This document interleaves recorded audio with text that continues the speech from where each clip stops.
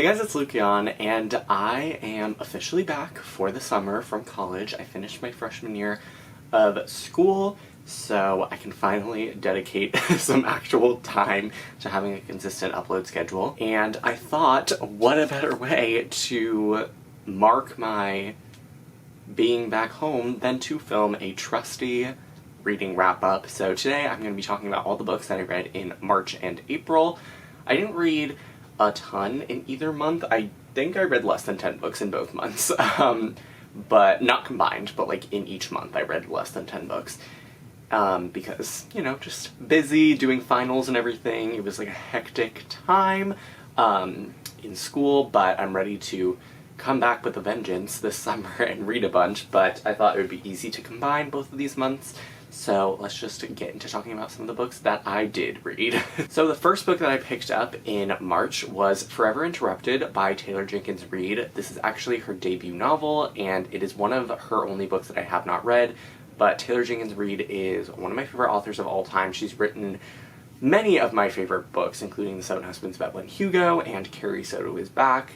And this one I ended up giving 3.5 out of 5 stars. It definitely felt very debut-ish, but it did have some of the Tahereh Jenkins Reid sparkle that I've enjoyed in so many of her other stories. But this book follows a girl named Elsie who meets this guy named Ben, and they have a whirlwind romance. They elope, and they just have a really fun time being newlyweds. They're in their like mid-20s, and then one day when Ben is out on an errand, he unexpectedly dies. He gets hit by a car, and Elsie has to deal with, you know, grief, being a widow at a very, very young age, and also acquainting herself with Ben's mother, who had no idea that Elsie even existed. So this was a really interesting story. Of course, it has the like heartfelt, emotional touchstones that you can expect in a Tahereh Jenkins Reid book.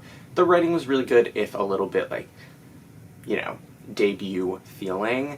And I do think the plot was definitely the weakest part of the story, but it did have that kind of slice of life approach that you've seen, that is like present in some of her other books. And I did really enjoy Elsie as a main character. I found myself like empathizing with her a lot. I mean, it would be really hard not to. And I did really like reading about Ben's mother as well and their relationship. And this book switches back and forth between the past when Elsie and Ben were meeting each other and like getting to know each other and starting dating, and then also in the aftermath of his death. Overall, I thought it was a really heartfelt story, and it did have a happy, if like gut-wrenching ending.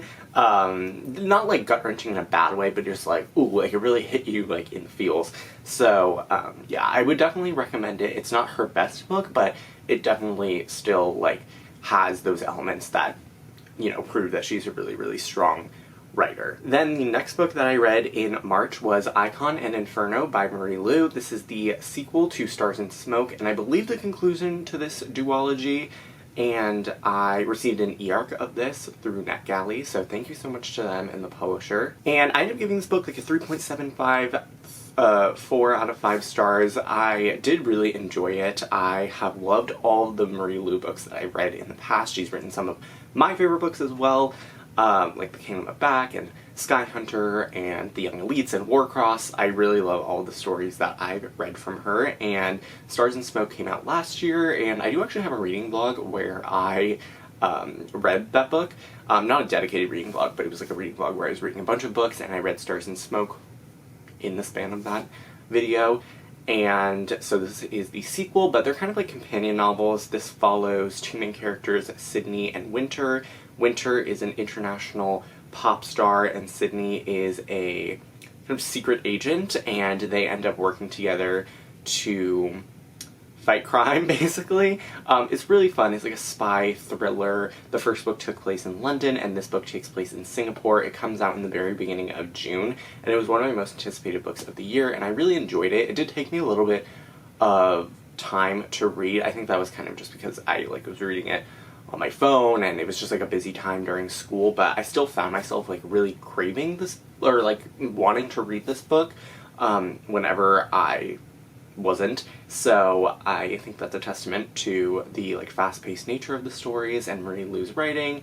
The characters are really interesting, which is what made me like want to come back to this story, because like the first book, obviously they're very different stories. This one is definitely more high stakes, for sure, and a little bit darker, but I think what made me want to return to the story were the characters, and I enjoyed their relationship and just them on their own. Like, it was just a really fun story, and I would definitely recommend this series if you want like a fast-paced, spy-ish cinematic book. Then the next book that I read was The Four Winds by Kristin Hannah. This is a historical fiction novel that takes place during the Dust Bowl, and we follow a main character named Elsa who, before the Dust Bowl in the 1920s, she has very strict parents. They're not very nice to her, and she ends up having a romantic night with an Italian immigrant, and she ends up pregnant and moving in with his family, and then we follow her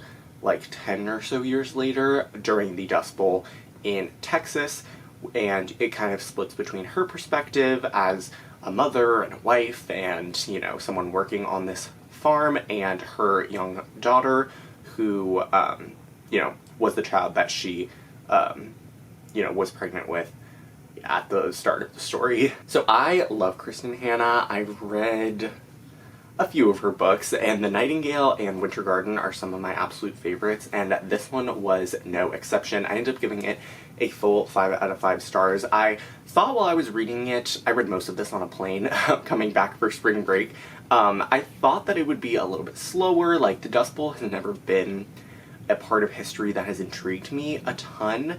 It was kind of just like, you know, a little footnote that I learned about in school, but it was never something that I felt compelled to kind of research on my own. But I think this story really brought to light some of the nuances of that period, and it just really showed like how dark of a time it really was in American history. And you see, I think Kristin Hannah is so great at writing emotions and just building up characters, and I think Elsa as a narrator was a great choice. She has just this like drive to her, like she cares so much about her family, and she cares so much about just like the well-being of like everyone around her, and I think that her empathetic nature really like helped round out the story, and it just showed like the severity of the situation. Obviously I knew that it was like a very intense period, but I think having Elsa as a main character, like, just kind of showed that in a different light, because she is such a fierce protector. And this book kind of takes you from Texas to California, where Elsa and her family end up going to try to have a better life. And there's just so many, like, layers to this story. I really love all of the characters, even her daughter, who is very annoying at times, but I don't know. I had, like, a lot of feelings in this book. It's a very heartfelt story, and the ending will make you cry your eyes out. So, yeah, 5 out of 5 stars, definitely one of my favorite books of the year, even if I am terrible at explaining it. The next book that I read was Beasts of War by Ayana Gray. This is the third and final book in the Beasts of Prey series. I am giving this a 4 out of 5 stars, and I actually have a full spoiler-filled reading vlog for this book on my channel, so I will link to that in the description box below if I remember, but yeah, it's the most recent video on my channel, so definitely check that out. This was a really good finale, and you can check out more of my in-depth thoughts in that reading vlog. Then the next 3 books that I read were the 3 books in the This Woven Kingdom series by Tahereh and Mafi. So This Woven Kingdom, These Impotent Threads, and All This Twisted Glory was the book that I read for the first time. I gave this 5 out of 5 stars as well, and I also have a full reading vlog for that book, which you can check out as well for some more of my in-depth thoughts. Then after that, I picked up The Prisoner's Throne by Holly Black. This is the sequel to The Stolen Heir and the conclusion to this duology.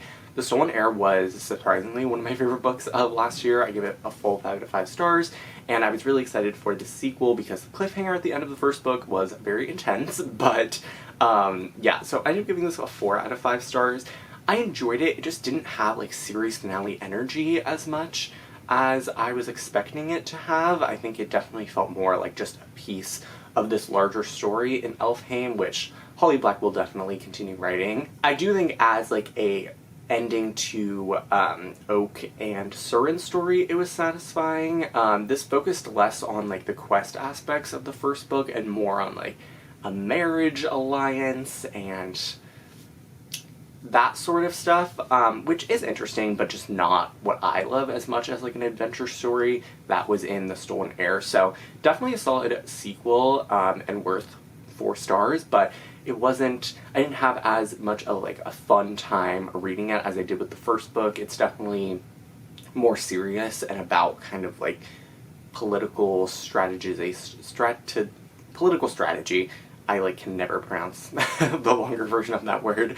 But yeah, so definitely a solid continuation of the story, but didn't really feel like there was a period at the end of the story, if that makes any sense. I do really love Oak and Surin, and I enjoyed the way that it kind of built upon the cliffhanger at the end of the story. It made for really fun dynamics between the two of them, and I of course love Holly Black's writing, and this world is always really fun to be in as well. Then after that, I read a book that probably 0 people on here care about, and that was French Lessons by Alice Kaplan.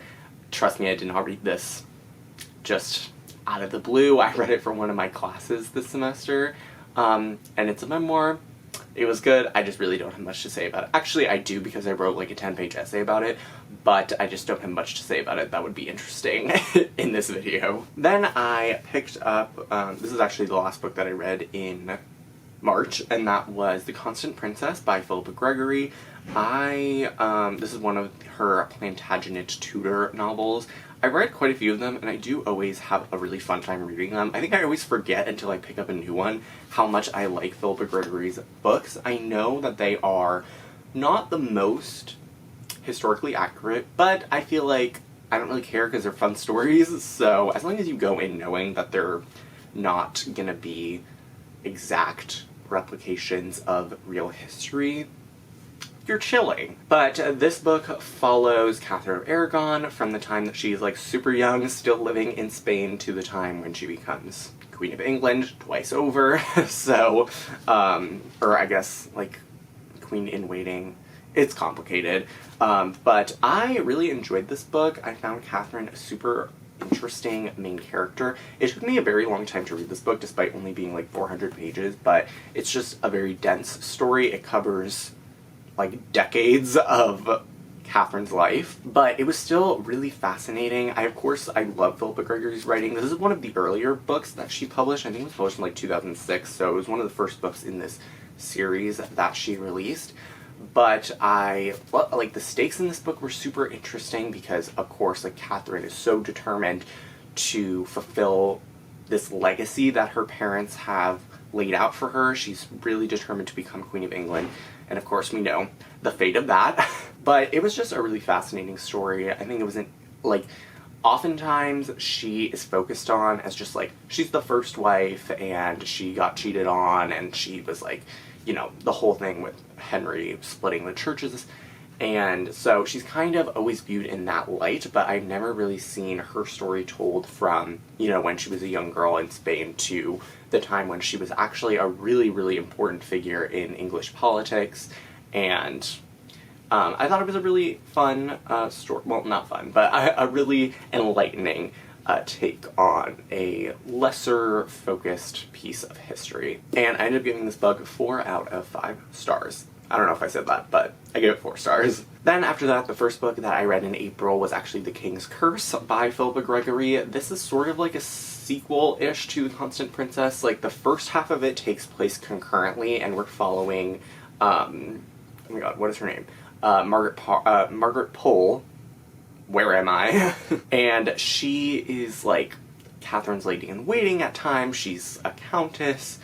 This one really takes place over a long period of time. It's like 600 pages long, but it's super interesting as well. I also gave this 4 out of 5 stars. I think this one takes place in first person. The Constant Princess takes place half in third person and half in first. But this was a really cool story because obviously Margaret Pole is focused on even less than Catherine of Aragon. She's kind of just like mentioned from time to time in the context of other people, so she really gets her own story, but she had a very, very fascinating life. She had a lot of tragedy in her life, and she was just really trying to, you know, protect herself and her family from this, you know, from Henry, who is just becoming more tyrannical as the years progress.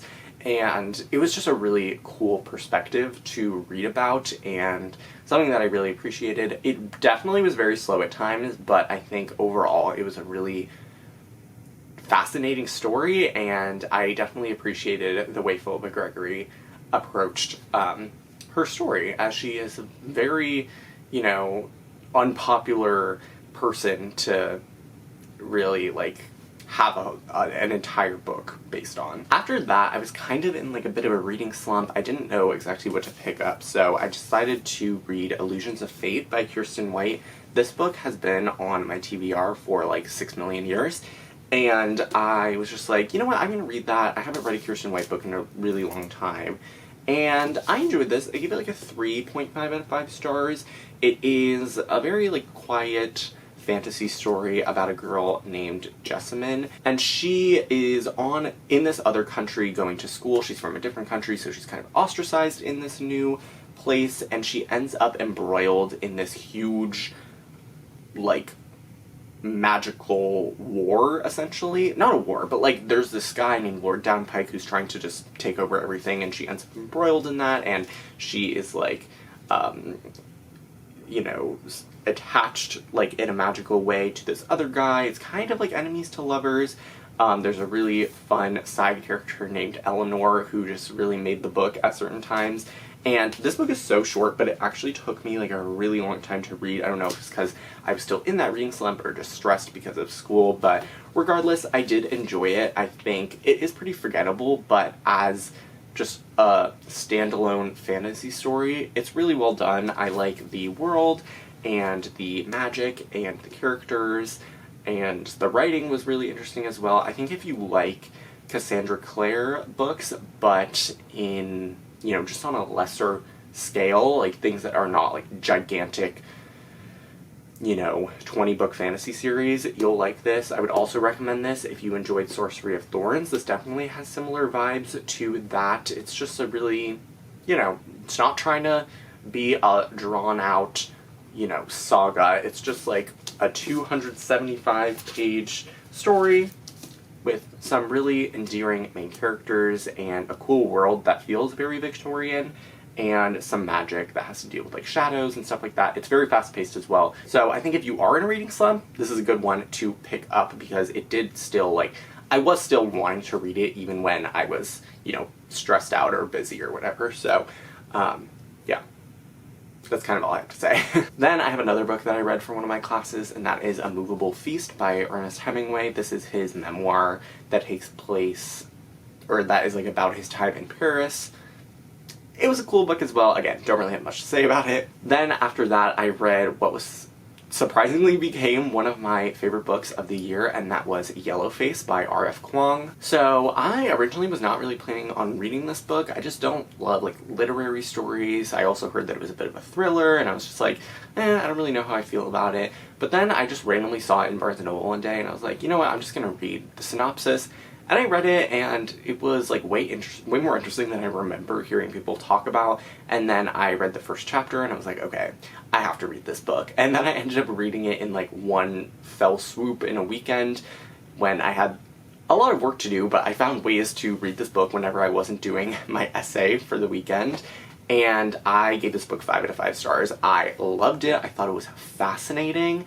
And if you care about the or if you are interested in the publishing industry, even one iota, you will find this book so intriguing. I know a lot of people did not love it, but it was like the perfect mix of satirical and thriller and literary. Like, I was not expecting, I don't even like those genres in just like, not on principle, but I just don't really enjoy those genres from what I've read in the past. But this book, it was a perfect recipe. I think June was just like a fascinating character to read about. Like, this is so compelling and fast-paced, and like, you literally, it's like watching a train wreck. Like, you cannot turn your eyes away. It was just like, the most compulsively readable book I have read in years. Like, I could not stop reading. I literally was like, okay, I'm gonna read one chapter and then I'm gonna finish my essay, and I literally read like 10 chapters, and this book only has like 20 something chapters. So it was addicting. Like, it literally was like, I don't even have words. It was so good. I recommended it to literally every single person I know because I think there's something in it for everybody. It tackles... I know a lot of people said there's no nuance in this book, but I think it worked for the story. I kind of enjoyed that the message was, like, hit over the head because it works for, like, the satirical nature of the story. It's very outlandish. Like, none of this stuff would ever actually happen. Well, some of it, but not, like, the actual story itself. It's supposed to be out there. It's supposed to be just, like, a very exaggerated idea, but it just worked so well. I just thought June as a narrator was so interesting. It was so weird being in her head, and then the ending was so good. Like, the denouement was just exhilarating to read, and then the very last line, you were just like, you're left there like, what? Like, not in a bad way, you're just like, oh my god, like, how does this work? And then it's just, I couldn't stop reading. It was so good. If you are looking for a book that kind of tackles this idea of racism in the publishing industry, and just, you want to read a really unlikable main character who does some incredibly questionable things, and you want a fast-paced thriller type story, pick this up. You will not be sorry. After that, I picked up Babel by R.F. Kuang. This is a book that I've had on my shelf for like over a year, and when I finished Yellowface, I was like, okay, I need to read Babel because I know people are obsessed with this book, and it is super difficult to describe, but essentially it follows a main character named Robin who he was born in Canton in China, and this takes place in the like early 19th century at Oxford. And so Robin has this guardian that takes him to Oxford to work at Babel, which is the Translators Institute. Obviously it's like made up, but and it is to learn about like being a translator and this idea of silver working. And he meets 3 other people, Rami, Victoire, and Letty, and they all have like different relationships, and it takes place over their time at Oxford and beyond, and it deals with issues of colonialism and imperialism through this lens of fantasy and translation as well. So I gave this book, I can't decide between a 4.5 and a 5. I think 4.5 is a good rating because I think on a themes and messages and writing and just concept level, it's a 5 out of 5 stars. But I think for my own personal enjoyment, it's a 4 or a 4.5 because it is very, very dense, and it was like, it was enjoyable at times, like, but I think at other times the plot was a little bit slow, even when I could appreciate the craft. It's really hard to kind of wrap my head around this book, not because it's like overly complicated, just because it's very, like, I think this is a book that you need to read like at least twice to fully grasp all of the like minor details that R.F. Kuang puts into the story. It's so detailed, it's so layered, there's so much nuance, and I think that's part of the reason why people didn't love Yellowface as much, is because they read this book, which is so nuanced and so, like, there's so much depth to every single sentence, and to the magic system and the characters and the world and the plot. And then they went into Yellowface expecting that same level, and it was a little bit more like in your face on purpose, I think. But this book definitely has more of that, like it requires a little bit of more analysis. And I think this is a book that I would like to read when I have like nothing else going on, like reread when I have nothing else going on, because I was reading this when I was ramping up for finals, and it just is a little bit like, you kind of do need to like read a chunk, sit, process it, and then continue on. It's like 550-ish pages, and it's very, very dense. As I said, like each chapter is just loaded with information and, you know, tons of thematic elements, and it's just, there's a lot to sit down and discuss, and I think this is a great book club book. So I think I'm going to settle on 4.5 just because my own personal enjoyment is like a 4, just because of how, of how dense it was. Like, I can't think of a better adjective. It's just, it is very, very dense. And I wouldn't say it's dry, because even in those slower moments, like, there are really interesting things that are being discussed, and really important things that are being discussed, like, you know, touching on anti-colonialism and anti-imperialism with the kind of like silver working idea. And I do think that the second half, and especially the last like 2 parts of this book is divided into 5 parts, were really fun to read and really exhilarating and fast-paced and unexpected. But I think the first half, where they're just like at Oxford, is where my enjoyment muddled a little bit, and it took me a while to get through the story. So I think for that reason I'll settle on a 4.5, but I think just with, like, this is definitely like a magnum opus for R.F. Kuang. Like, you can tell how much thought and care and precision went into crafting this story and the characters and the messages, and it's just all woven together so beautifully. So definitely recommend it if you're looking for like a dark academia book with magic that is kind of a parable for this anti-colonialism and anti-imperialism. And also if you're looking for a book that is just ripe for discussion.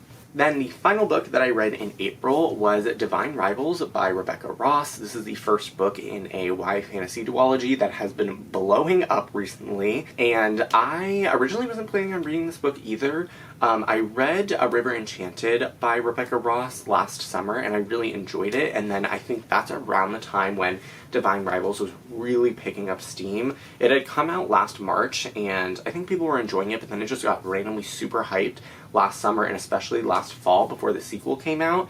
And so I was like, you know what, I'll read it. It didn't intrigue me a ton, but I was like, I feel like this could be interesting if I, you know, pick it up at the right time. And I definitely think I did. It follows 2 main characters, Iris and Roman, and they are rival journalists at this newspaper in this fantasy world where there is a war between gods, and Iris's brother has just gone out to the front lines, and she doesn't really know what to do with herself. Her mother is an alcoholic, and she feels all alone in, you know, the world, and so she starts to write letters to her brother, and she puts them underneath her wardrobe door, and one day she ends up getting responses, and the reader knows that those responses are coming from Roman, her rival at the newspaper, but she doesn't know. So it's kind of this angsty rivals to lovers story with some like magical elements as well, because there is obviously this war between gods and the letters that are magically being passed between them. And it's just really, really interesting, really well done. I give it a 4 out of 5 stars. I love the characters. I think Iris and Roman were fascinating protagonists, and I loved the romance. I thought it was really, really fun to read about. I liked the slow progression of it, and I thought the world was really fascinating. This is definitely a good book if you're wanting to just like start getting into fantasy, because it has a lot of tropes of like historical and even contemporary at times, but it definitely is fantasy, considering there is this gigantic war that's going on in the backdrop. But it was just really cute, really heartfelt, and the ending was definitely a big cliffhanger, so I do plan on getting to Ruthless Vows very soon and seeing how the story wraps up, seeing where Iris and Roman are taken, and also seeing how the plot will progress and how this war will come to an end. So that is it for all the books that I read in March and April. I would love to know what books you all read in those months, and I would also love to know your thoughts on any of the books that I mentioned. But that is it for this video. I really hope you all enjoyed. All of my social media links are in the description box below, and I'll see you soon for a new video. Bye!